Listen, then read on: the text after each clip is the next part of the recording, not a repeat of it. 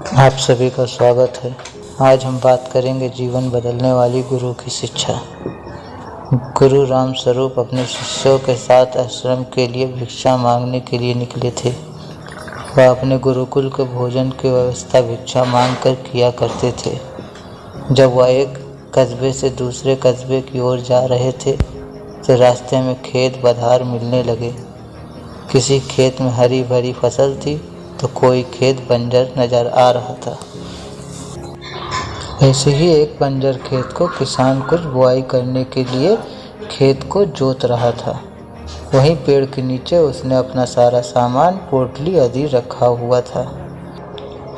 गुरु रामस्वरूप के शिष्य में एक शिष्य शरारती था। वह शरारती स्वभाव के कारण किसान की रखी हुई पोटली उठा लाया।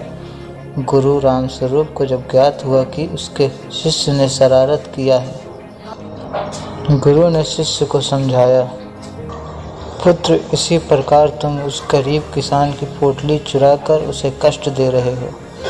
यह कार्य तुम्हें शोभा नहीं देता है।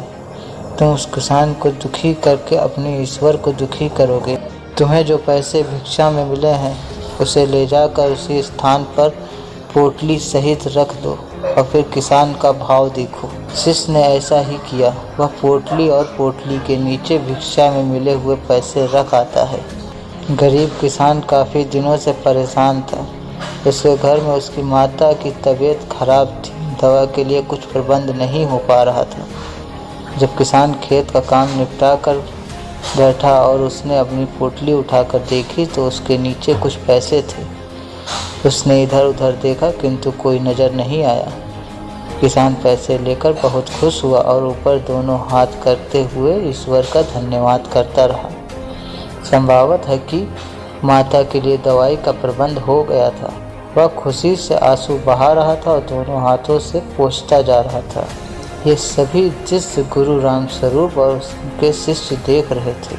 इस कहानी की सीख जो दी हुई है वो ये है, किसी भी व्यक्ति को दुखी करने के बजाय अगर उसे खुश करने की कोशिश की जाए तो यह खुशी दुगनी हो जाती है।